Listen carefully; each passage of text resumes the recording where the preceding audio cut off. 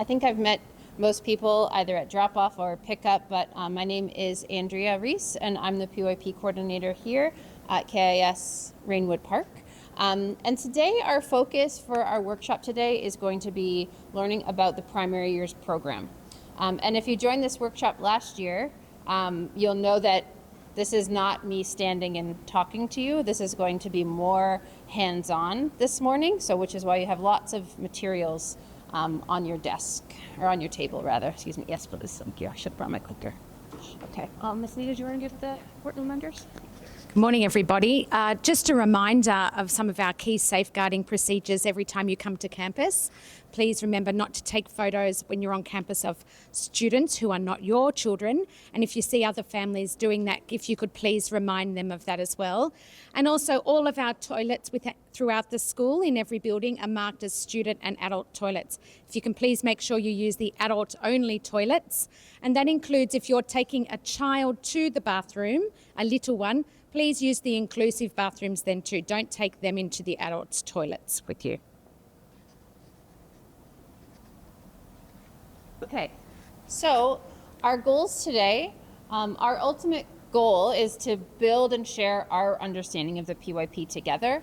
But the way that we're going to do that this morning is to actually experience it. So we want you to experience inquiry-based learning. What does that look like at school each day for your children? We want you to learn collaboratively, which is why you're in a group right now. And then we want you to reflect on how to support your children as learners, specifically in the ways that they are taking ownership and taking action in their next steps as learners. Now, you'll notice on the table there are some materials with some key words in multiple languages, and we want to encourage you to, at any time, please feel free to speak to a neighbor in any language that helps you to understand and access what we're doing. Of course, I will be speaking in English, but hopefully we'll have some helpful people at the table, and there's other people in the room who can help with translation as well if necessary. Thank you. Okay, so first just starting with a big picture, what is the PYP? PYP stands for Primary Years Program, and we sit within the International Baccalaureate. And these are some of the key facets of the Primary Years Program. It's student-centered, and we want to focus on that whole child. So that, of course, includes academics, but it also includes who they are as people and how we want them to act in the world. It is inquiry-based, which we'll talk about as we move through. It is transdisciplinary, which is a big term we use a lot when we talk about curriculum, and we will unpack that today. And we want the students to be partners in their learning, not just us as teachers giving them knowledge and telling them what to do, but we want it to be a partnership where they not only feel a part of it, but feel that they have the ownership to take responsibility. And there's a huge focus on the learning community, which of course includes all of you as parents, us as teachers, everybody who works in the school each day. And as you know, we always come back to our mission and our vision. And Ms. Anita, if you hit it one more time. Sorry, one more. Just focusing in our mission on two key points, which is developing the knowledge, skills, and characteristics, and helping the children to take responsible action. And so the Primary Years Program framework is the key way that we help them to do those two things. Okay. Okay. And then one more. Sorry, I put transitions. All right. So our key question today is, how does the PYP help us to achieve that mission? If we want them to develop the knowledge, skills, characteristics, and to be able to take responsible action in our world, how is the PYP helping us get there? So the first thing we'll talk about is, how do we develop the knowledge, skills, and characteristics? And then we'll talk about action. Okay. So this image here just gives you an overall picture of what the PYP is. So you can see those words again: transdisciplinary, knowledge, skills, and understanding. We have concepts, transdisciplinary themes, program of inquiry, the learning community. There's all these words that we use when we talk about the curriculum and when we plan for the learning that happens each day. And this morning we're going to go through each one and kind of experience it. Okay, so today you have a challenge at your table. Okay. So you have on your table, everyone has the same amount of materials, okay? You have 10 pieces of A4 paper. You have 5 pieces, yeah. You have 5 larger pieces of paper. You have a roll of tape. You have some glue, should you choose to use it. And the markers and the Post-its are for later, but if you want to use them, then go for it. So your task is in 10 minutes to build the tallest structure that you can. Now, your table will be assessed. What will make a your tower, what makes it successful? Height and stability. Okay? So we're going to give you 10 minutes at your table. Go.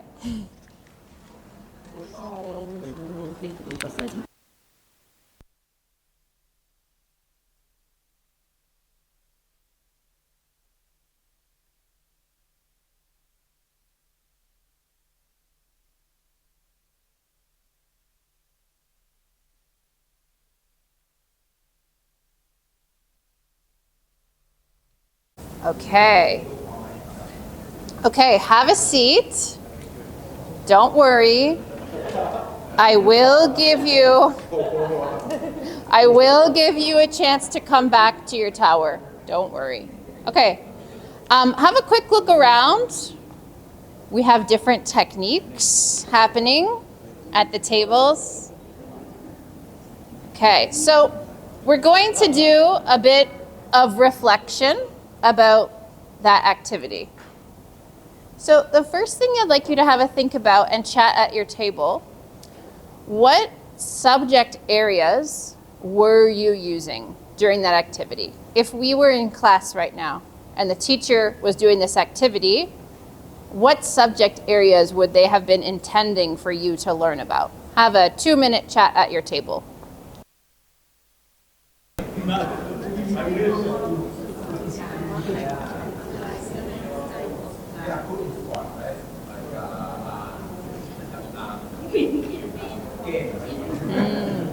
Okay, would anyone like to share a subject you felt you were using and why? Anyone want to be brave and share for their group? Yes? I think we use mathematics in geometry, that we have to decide what kind of structure that can support the weight, and also like in language where we communicate with each member and try to get on the same page. Yes, absolutely. So mathematics, geometry, stability is resting. Yeah, that's true. PE. I saw some PE happening as well. Yes? Very big. Any other subjects that you feel you were using? Social studies, I think. Ah, how so? So we use luckiness. The way that you're working together. Working together. Absolutely. Yes. I asked the table over here, did you think about towers and buildings around the world? When I see your tower, I think vertically into mine. So you're thinking about locations as well as geography there? Yes, absolutely. And I heard, thank you. And I heard people talking about science as well and engineering, right? Because we're trying something, seeing if it works, making revisions. Okay, yes, thank you, Ms. Anita. So we say this word a lot in PYP. The word is transdisciplinary. And when we went to school, it would be, okay, now it's time for math. And now it is time for science. And now it is time for writing. And we didn't necessarily have connections between those things. They were separate, and we learned them separately.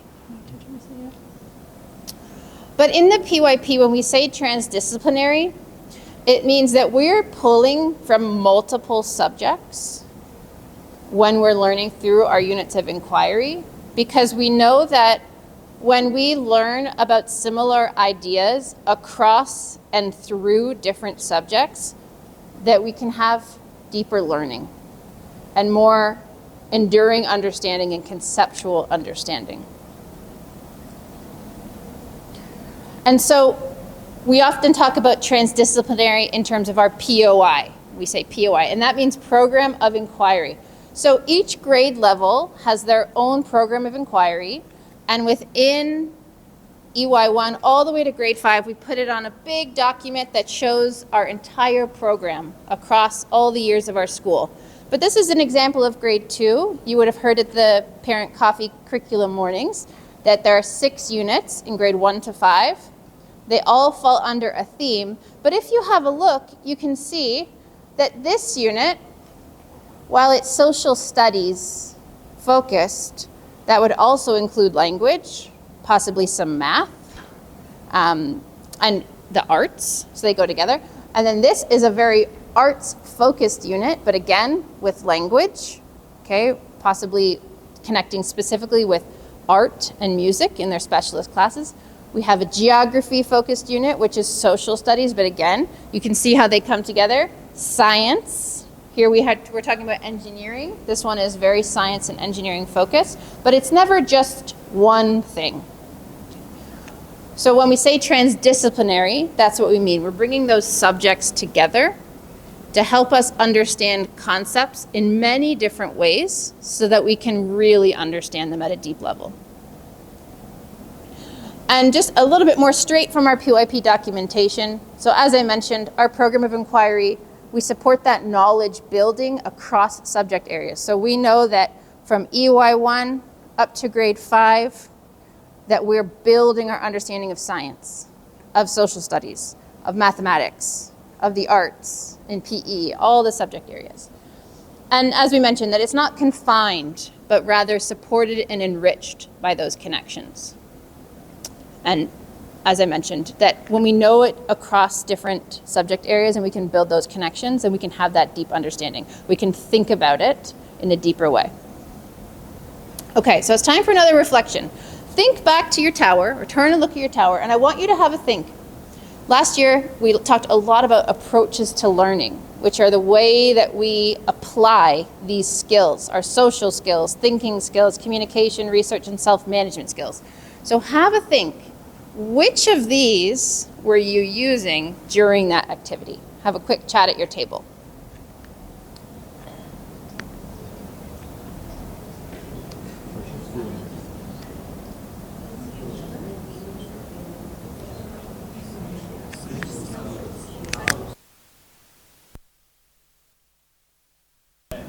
Okay. Would anyone from their table like to share back about one of the skills they were using and how they were using that skill? Or I heard one table talking about when they weren't using, which is interesting as well. Yeah. Yeah? Okay. So we heard that we weren't using research skills. Okay, so that's important reflection as well. Like this is, we didn't say, now go find out more about what makes a stable structure. We probably would if we were doing this in class, but we weren't using research skills. Okay, what other skills were we using? Very interesting to mention that we do research because we look around. Oh.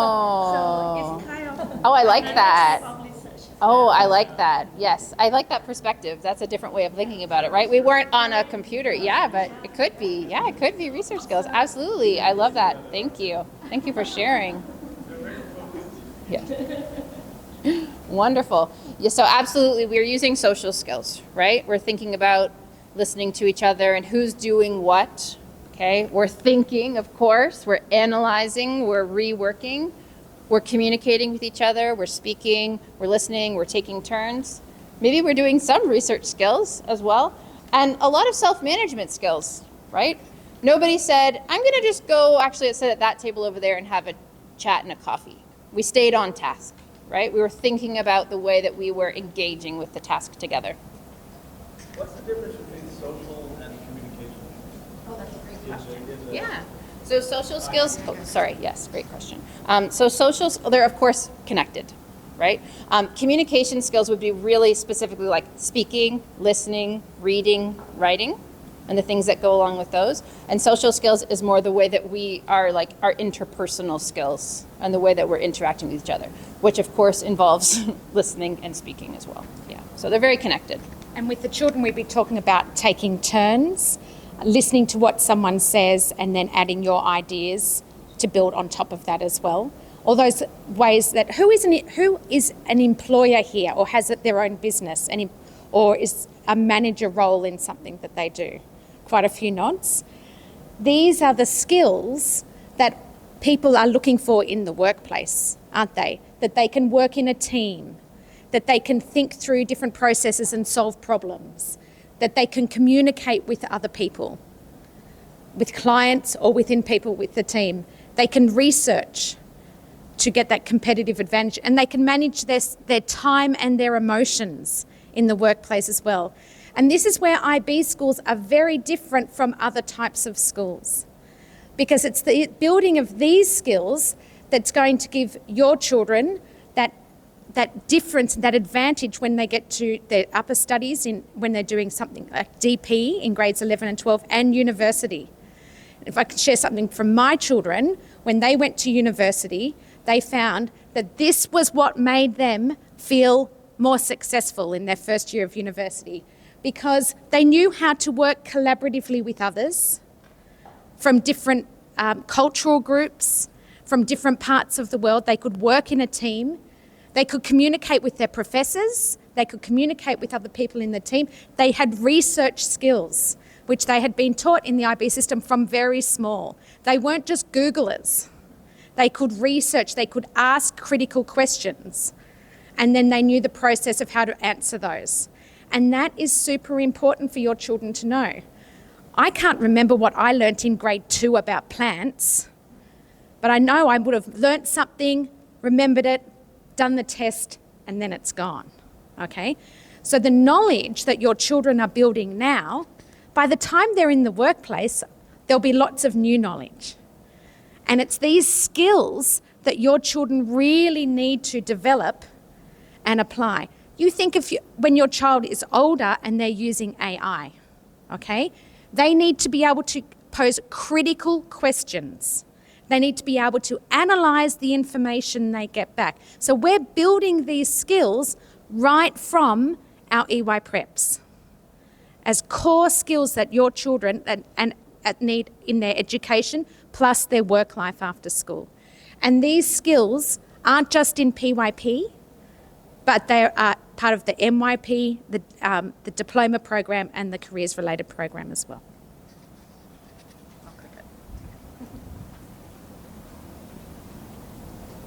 Okay, so one final reflection before I give you a chance to get back to your tower. We talked about the knowledge, and we talked about the skills, and these are the attributes. These are the 10 attributes of the learner profile. And similarly, they go through PYP to MYP to DP. And these are the attributes and characteristics that we are hoping and helping the children to develop so that they can be a successful person in their life. Not just so that they can, take that next step in their education or get a job, but so that they can also be that good, caring person who's part of a community and contributing to the world. So there's 10 attributes here. And what we'd like you to do is have a think. This is just an independent think time. Which learner profile attribute did you show during this activity? And which one could you improve upon? So I'm just going to give you 1 minute of just independent think time. And on the table, there are also some translations of these if you want, or the images might help as well. So just have a think.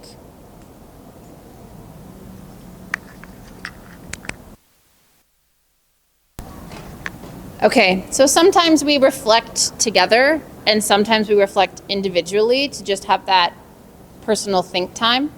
But maybe you've identified one attribute that you think you were really doing. Maybe you thought, I was really thinking during that time. Or I have a background in engineering and I am knowledgeable about this task, so I might share that, okay?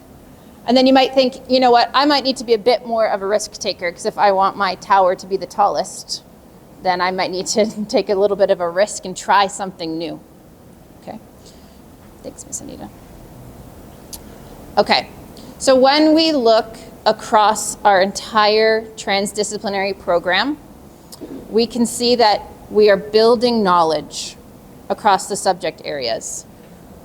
And within the PYP, we make an intentional connection between what the children already know and what's coming next. We always check in, what do you already know about this? Because not only do we want to meet the children where they are, we also want to make connections to what they already know and what's coming next, okay?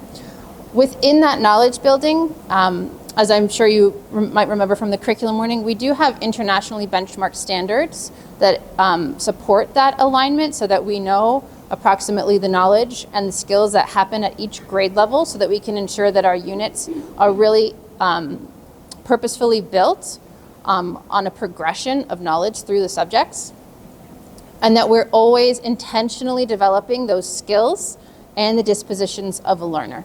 So when we build those units, we're thinking, what skills are essential to this learning, but what skills are essential that we teach and practice and come back to, okay? And the same thing with the learner profile attributes. While we are always and at any time focusing on something like being caring, there are also units where we will say, and at this moment, we're really going to focus in on that attribute to make sure that we have that deep understanding. Okay. So now we're shifting into the action portion of our time together today. So what I'd like you to think about, we just thought about the subject areas, the knowledge. We thought about the approaches to learning, which are the skills. And we thought about the learner profile attributes, which are the characteristics.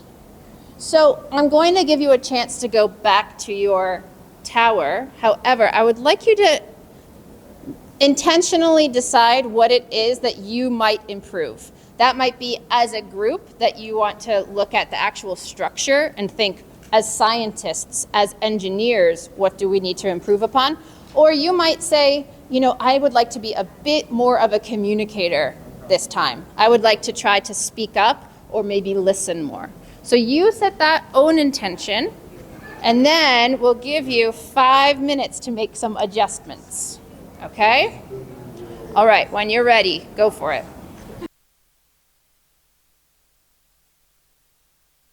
It's the criteria of Agreed.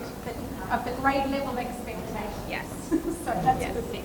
And now I will tell you that if this was my classroom and you were my students, I would use this as what we call a provocation. So this would be for us to kind of launch that inquiry, because I didn't necessarily support you with having the knowledge or very extra clear criteria beyond 2 things. So then we might actually use this as a jumping off board, as a way to start our inquiry into the design process, maybe into some mathematics in terms of angles. We might be looking at like what makes a structure stable. And then we would probably then do this again later in a way where the kids had the knowledge and the skills and the understanding to then apply it in a different way. And then when we were doing it again, that's when we would expand that selection criteria, or that criteria, and give them something like a rubric to help them reflect on the process as they go. We want them to know very clearly what the goalposts are, what they need to do to be successful. Yep. And what we're doing along the way is we're teaching them to reflect and go through that process. And then we're helping them also reflect on their work and reflect with someone else as a critical thread as well. Yeah. And so when I asked you to reflect after the first round, it wasn't just about the tower, right? It was about the skills that we were using, the way that we were collaborating and acting toward the people in our group. And so we've used this cycle here. You can see choose, act, reflect, act, choose. And so that's what we just did, right? We did something, we reflected on it, we chose something to adjust, we acted upon it. And so that's one of the ways that the children are taking action based on their learning each day through that reflection. Okay, so if we zoom a little bit in on that take responsible action piece of our mission, in the PYP, we call this agency. An agency is made up or supported by voice, choice, and ownership. Okay? So as I said before, it's not just me giving the kids knowledge and me telling them what to do, but rather as a learning community, we're doing that together. Okay? And then even within this activity, right? In your group, you had voice and choice. I didn't say, you can only roll up the papers. You can only use 4 pieces of tape. There were options there. And that ownership over what you're doing allows you to have agency to then take ownership over the next steps in your learning. And so why do we do that? Because we want to help build that self-efficacy. We know and we believe that the children are capable of learning and growing, and we want them to feel that as well. Because if they feel that self-efficacy, that they can do it, that will make a huge impact on their growth as a learner. Okay? And what does this look like? We want the children to be asking questions, be engaged with that learning. I would love it if a child said to me, well, what do you mean by height and stability? How are you measuring it? Right? What does that look like? How will we know? I want those questions. Okay? I want to hear a different perspective. Okay? That small action that the kids take and that understanding that they have the ability to do that eventually grows into bigger action.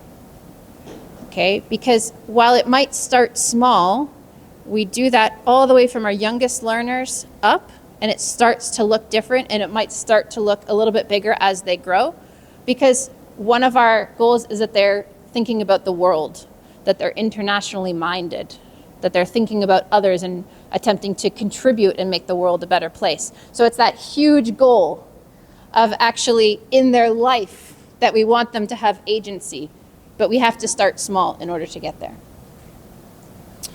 So when we think about both action at school and at home, you might think of it on sort of a continuum. Now, if you're an early years parent, you would have seen this quote in our curriculum coffee morning, which is, never do for a child what they can do themselves. So we can start laying the foundation for that agency and that action by allowing the children to have independence, and that we know that they're capable and that they feel capable, okay? And that can start with packing your own backpack, okay? Organizing your own materials. This is my house every morning. Have we organized the things that we need for the day? This morning, do we have our library books, okay? It might start to look like some ownership and responsibility, our home learning, okay? It's not my home learning. I'm there to help, but one of the main purposes of home learning is to develop the skills to be a person who's responsible for their own tasks, okay? And responsibility, when you look at Seesaw, look at the unit newsletters, look at the home learning, and you ask your child about, you can follow up with questions like, oh, and well, how were you working in a group today? Or what questions did you ask? And you're giving them that ownership of their day and of their learning, okay? And then that can start to get bigger, where we move into this cycle, potentially in a bigger way. You see our grade 2 students right now, they're learning about communities, about needs and wants. And so they're learning about what is an essential need for people. Well, clothing is an essential need for people. Well, and they're thinking about, well, what about people who might not have enough clothing? How could we help? Okay. Sometimes when we think about action, we go right to the big stuff. Okay, we might think, oh, should we organize a bake sale or raise some money? And while those things have their place, there are so many things that we can do along the way to help the children take action and have ownership. And it might be something small. Your child might come home and say, I'm learning about water and how we use lots of water in different ways. Have we thought about how much water we're using in our home? Are we being wasteful anywhere that we might make a change? It might just be something that they're thinking about or talking to you about. It's not always a big thing. Okay. Did you want to add anything, Miss Anita? No? Okay. Okay, so, and maybe just one more. So what we'd like you to do before we have time for some questions is we would like you to take some action right now. Okay? This whole time you've been kind of embodying what it looks like at school to be part of the PYP, and part of that is setting an intention and taking some action. So I'd like you to have a think. Now, I did put Post-its on the table, though some of them may have found their way into a tower, which is totally fine. So just have a think about one way you can support your child to take responsible action at home. Okay, I won't ask you to share this. It's just for you to set that intention. And it might be connected to responsibilities in the home, putting laundry away or cleaning up after dinner. Or it might be something a little bit bigger. Or it might be, I need to stop packing their backpack for them because I know they can do it themselves and I want them to learn that skill. So have a think. If you'd like to, you can write it down on a Post-it. And then if you would like to, because we're almost out of time, you're welcome to share with a neighbor, or you're welcome to just write it down on your own. Okay, so hopefully you've set an intention. There's something that you feel you can take action on. Before we have questions, I just want to remind you kind of what our purpose here today, hopefully to build and share our understanding of the PYP together. You got to experience some inquiry-based learning and what that looks like, and see, all the reasons that we might engage in something like building this tower. You are learning together, so thank you so much for participating in your tables and being such active members of your group. And hopefully you've come away thinking, well, what might that next step be for me or for my child at home, and how you can support them, not only at home, but for their learning at school as well. Okay? We do have a little bit of time for questions. Miss Anita and I will be here. But if you would like to come talk to us privately or ask out loud, that's up to you. But thank you so much for coming. We really appreciate your time. Oh, I forgot something. Yeah. Sorry, I forgot one. No, you're right. Two quick plugs in a way. One is these are all on the calendar already, and there's a couple after that in April. I really encourage you to come along and join in these parent sessions. We're always looking at how we can make our workshops for parents better and more relevant and more meaningful for you. So if there's something as well that you want to learn more about, please come and talk to us, and we can see where we can build that into the schedule for this year. You can find all of these dates in our school calendar, which is in the community portal. Who has logged into the community portal from the school website? Okay. So in the community portal, you can find in the primary section more reading about our program of inquiry. You can see what every grade level is doing in the program of inquiry. Okay. And if you're someone if your occupation is an engineer, for example, and you can look at that and say, oh, I can see grade 3's doing that as the next unit, let us know too, because we're always looking for experts that can come and speak to the children and work with the children on things. Also in our community portal, you can find 4 key IB policies. Okay? And these are policies that the IB says every school must have as part of the authorisation process. One of those is assessment, which we will talk about more in January, but it's all there for you to read, okay? We have a parent coffee morning later this term. It's a Friday afternoon to help for those families who are boarders who come and pick up their children for the weekend, where we'll be going through the community portal more. If you need help with your login for the community portal, just come down to the primary office and speak to the Learning Tech team, just opposite where Miss Toon sits, and they can help you with your login, okay? But there's lots of resources there for you to know more about policies and procedures and things like that. There's a PDF version, so you can always download it and save it on your computer, so when you can't sleep one night, you can get up and read our policies about things. But it's also designed so if you want to look at something quickly, you can easily access it from your phone and just see that little grab connected to that button. All right? So that is there as a resource for you. And if you need help, come and talk to us and we can help you with that. But please, even if you went to one of those workshops last year, the title might be the same for parent workshops, but we make the content different as well.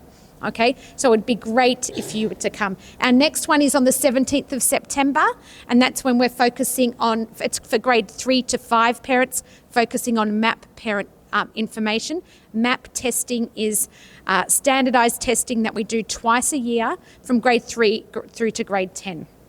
And again, anything that is on here, any of these workshops, we always record as well and then send out for our boarding families or if you're unable to join us.